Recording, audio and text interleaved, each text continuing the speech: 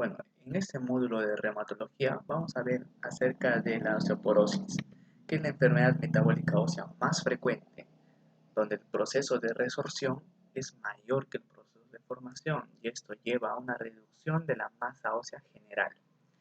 También hay deterioro de la arquitectura del hueso, hay una disminución del grosor cortical, hay una pérdida de las trabéculas comparando el hueso normal de un hueso osteoporótico. Todo esto conlleva al aumento de la fragilidad ósea, mayor riesgo de fractura. En este gráfico sobre la masa ósea y con respecto a la edad, vemos que el pico de la masa ósea está entre los 20 y 30 años y luego posteriormente va disminuyendo progresivamente. Y esa disminución se acentúa más en las mujeres posterior a la menopausia. Con respecto a la clasificación, tenemos dos tipos, primaria o secundaria. En la primaria o idiopática, que es más frecuente, se subdivide en dos. Tipo 1 posmenopáusica, donde la pérdida de la masa ósea está relacionada a la deficiencia del estrógeno. En la de tipo 2 o senil, que como observamos en la imagen, la pérdida del componente óseo, el componente óseo trabecular, es diferente de una persona de 50 años de una persona de 87 años. Hay una alteración de la microarquitectura del hueso completamente. En la osteoporosis secundaria vemos que la disminución de la masa ósea es secundaria a enfermedades o medicaciones. Y hay múltiples enfermedades, entre las cuales están enfermedades genéticas como la osteogénesis imperfecta, fármacos como los corticoides, enfermedades reumatológicas, la artritis reumatoide, lupus eritematoso sistémico, los estilos de vida, las personas que toman, las personas sedentarias o los fumadores, ya que el fumar acelera la pérdida ósea. En cuanto a la manifestación clínica, la osteoporosis no tiene una manifestación clínica hasta que recién haya una fractura. Entonces los síntomas aparecen cuando ya se presenta la fractura. Esta fractura va a alterar la calidad de vida del paciente, ya sea por el dolor o la pérdida de autonomía que ésta va a llegar a ocasionar. Y esto incrementa la mortalidad. Entre las fracturas tenemos las fracturas vertebrales, que es la manifestación clínica más común, puede aparecer espontáneamente o tras un traumatismo de bajo impacto. Habitualmente está localizada entre la dorsal 7 y la lumbar 2. Lo describen como deformidad en cuña, como observamos aquí en la imagen. Aproximadamente 2/3 de los pacientes que tengan fractura vertebral son asintomáticas. Y si es que llegan a ser sintomáticas, usualmente se presentan como dolor de inicio agudo de la espalda o disminución de la talla, ¿no?, por el aplastamiento. Eh, Habitualmente son encontradas incidentalmente por la radiografía a veces. Otras fracturas tenemos a la de cadera, que estas sí necesitan una intervención quirúrgica, una hospitalización. Las fracturas de cadera tienen una mortalidad alta del 20% en los primeros 3 a 6 meses. Otro grupo de fracturas tenemos las del húmero, antebrazo, tienen mejor tasa de curación con menor mortalidad a comparación a la de la fractura de cadera. Para el diagnóstico se necesita tres aspectos. Uno puede ser por fractura por fragilidad, o sea, son aquellas fracturas que ocurren espontáneamente o por un trauma mínimo, que sean resultantes de fuerzas mecánicas que normalmente no produzcan fractura. Entonces es la definición de fractura por fragilidad. Otro pues a través del T-score, que es una herramienta que compara la densidad mineral ósea del paciente con respecto al valor promedio, al valor medio de la población de 20 a 39 años del mismo sexo. Según la OMS es la técnica de elección por su bajo coste, por fácil acceso. Y la toma se da en la columna lumbar o de la cadera. Y el valor de menos de 2.5 ya es valor diagnóstico de osteoporosis. Y si el valor es mucho menos, ya está diagnostica la gravedad de la enfermedad. El diagnóstico clínico también se puede realizar a través de la herramienta FRAX, de evaluación de riesgo de fractura. Esta estima el riesgo de fractura en los próximos 10 años. esta calculadora toma en cuenta la densidad ósea del paciente o los factores de riesgo. Otras pruebas como la radiología convencional, pero es poco sensible, ya que precisa una pérdida mayor al 30% de la masa ósea para que recién sea detectada. Otro diagnóstico más preciso es la biopsia ósea, pero solo tiene usos con fines de investigación.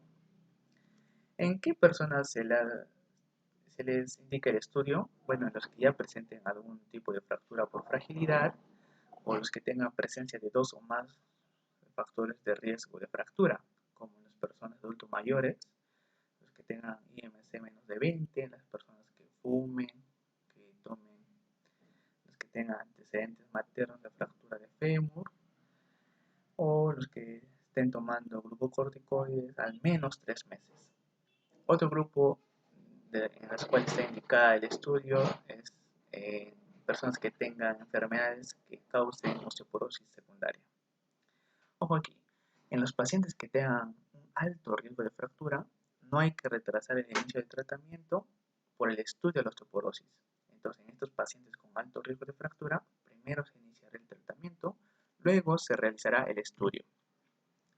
En cuanto al diagnóstico diferencial, tomaremos en cuenta las enfermedades que reduzcan la densidad mineral ósea del paciente o que causen fractura óseas, como la osteomalacia, mieloma múltiple, enfermedad de Paget, hiperparatiroidismo, enfermedad celíaca, enfermedad renal crónica. La mayoría de estas enfermedades se pueden distinguir a través de la historia clínica, o el examen físico, las pruebas de laboratorio. Las pruebas de laboratorio inicial, se puede pedir el perfil químico, hemograma completo, ver los niveles de calcio, fósforo, vitamina D. También se puede pedir otras pruebas de laboratorio adicional, ya enfocándonos en las enfermedades que estemos sospechando. Con respecto al tratamiento, tenemos tratamiento no farmacológico y farmacológico. En aspecto no farmacológico tenemos a las medidas generales, una alimentación adecuada donde hay un aporte suficiente de calcio y vitamina D. La cuestión aquí es evitar la malnutrición. Con respecto al ejercicio, en múltiples estudios se ha demostrado que el ejercicio se ha asociado con una reducción del riesgo de fractura. Ahora, ¿qué intensidad del ejercicio se recomienda? Bueno, dice que no hay evidencia convincente de que el ejercicio de alta intensidad, como correr, sea más beneficioso que el de baja intensidad, como caminar. Aquí el régimen tiene que ser el que mejor se adecue al paciente. ¿Por qué? Porque si una persona deja de hacer ejercicio, el beneficio del ejercicio se pierde rápidamente después de que la persona pare. Lo que se recomienda es 3 veces por semana de al menos 30 minutos y un ejercicio variado, ejercicio aeróbico, anaeróbico. Otra medida general tenemos dejar de fumar, porque el fumar acelera la pérdida ósea. También tener en cuenta la prevención de caídas, adecuar el entorno del paciente, prestar atención a las personas que tengan un déficit visual o que estén bajo algunos fármacos. En cuanto al tema farmacológico, estas se dividen en dos grupos: antirresortivos y los osteoformadores. En los antirresortivos tenemos a los bifosfonatos, que es la primera línea de tratamiento por su alta eficacia, por su costo favorable y la disponibilidad de datos de seguridad que ésta presenta a largo plazo. Son potentes inhibidores de la resorción ósea. Tienen una alta eficacia en la reducción de fracturas vertebrales y de cadera. Los bifosfonatos son eficaces tanto para la prevención como para el tratamiento de la osteoporosis. También tiene efectos adversos, síntomas gastrointestinales como náuseas, vómitos, mialgias o en casos más graves hasta osteonecrosis de mandíbula. Este bifosfonato tenemos al alendronato, que tiene presentación oral y reduce el riesgo de fractura vertebral, el riesgo de cadera. ¿Cuándo se puede dejar de dar alendronato o continuar con el tratamiento? Después de 5 años. ¿Por qué? Se ha observado que dejar de dar después de 5 años el alendronato todavía tiene un efecto residual sobre la densidad mineral ósea. El alendronato también incrementa la densidad mineral ósea del paciente, disminuye la incidencia de fracturas. Y Estos efectos fueron más pronunciados a la dosis de 10 miligramos por día, porque se hizo una comparación sobre la densidad mineral ósea con el placebo y se ha observado que cuando daban 10 miligramos, el efecto era más pronunciado sobre la densidad mineral ósea. Otro grupo tenemos a los modificadores del receptor de estrógeno selectivo, como el raloxifeno, que reducen el remodelado óseo, inhiben la resorción ósea. También disminuyen el riesgo de cáncer de mama, pero en su efecto adverso tenemos que aumentan el riesgo de tromboembolismo. Otro grupo tenemos a los anticuerpos monoclonales como el denosumab, que inhiben la formación de los osteoclastos, la función y supervivencia de los osteoclastos, que son encargados de la resorción ósea. Este grupo se puede usar como terapia inicial para pacientes que tengan osteoporosis severa. Otro grupo tenemos al osteoformador o a los agentes anabólicos como la parotormona, que por su efecto paradójico osteoformador tienen este efecto cuando se administra en bolos diarios. La parotormona estimula la formación ósea activando el remodelado óseo. Otro grupo es un grupo combinado ranelato de estroncio, pero no se recomienda porque no tiene un mejor efecto que los anteriores grupos, es más, su efecto es débil. En cuanto al tratamiento de las fracturas de cadera, esto precisa tratamiento quirúrgico más rehabilitación. En la fractura vertebral, analgesia, reposo y corsé. Esto es la bibliografía que se toma en cuenta. Gracias.